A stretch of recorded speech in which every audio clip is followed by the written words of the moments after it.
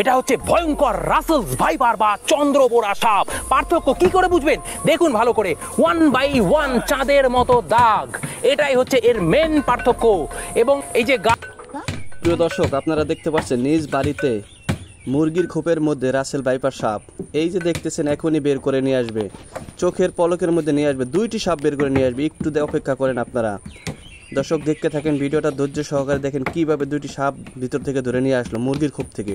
Already 2টি মুরগি খাওয়া শেষ, 2টি মুরগি খাওয়া শেষ। দেখেন কি অবস্থা। এই যে এখান থেকে ধরে নিয়ে আসবে 2টি রাসেল ভাইপার সাপ। এখনই কিছুক্ষণের মধ্যে দেখবেন বের হয়ে যাবে 2টি রাসেল। দর্শক, আপনারা আর একটু সময় অপেক্ষা করলেই দেখতে পারবেন। এই যে দেখেন ধরে ফেলছে, সাপ ধরে ফেলছে। এই যে এখনই বের করে নিয়ে আসবে, দেখেন একটু সময় অপেক্ষা করেন।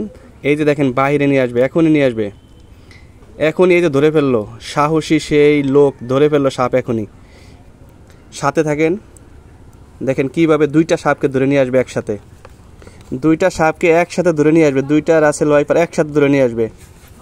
দর্শক সাথে থাকেন, দেখেন কিভাবে ধরে তার বীজ দাঁত ভেঙে দিল। প্রিয় দর্শক, আমরা সাধারণত দেখি এই সাপগুলো থাকে ঝাড়ে জঙ্গলে, এখন তো দেখছি বাড়ির ভিতরে চলে আসছে। দেখেন এই যে এটা মুরগি খাওয়ার জন্য ভিতরে চলে আসছে। গতকালকে 2টি মুরগি খায় শেষ করে দিল এই সাপ। দেখেন এই 2টি রাসেল ভাইপার, এখনই দেখবেন আরেকটা চলে আসবে, এখান থেকে ধরতে ধরতে আরেকটি ধরে নিয়ে আসবে। রাসেল ভাইপার খুব ভয়ানক সাপ, খুবই ভয়ানক সাপ রাসেল ভাইপার। এগুলা সাধারণত জঙ্গলে থাকে, বেশি বেশি করে গাছপালা যেখানে বেশি সেখানে থাকে, মাটির ভিতরে লুকিয়ে থাকে। এই দেখেন এখন কোথায় চলে আসছে।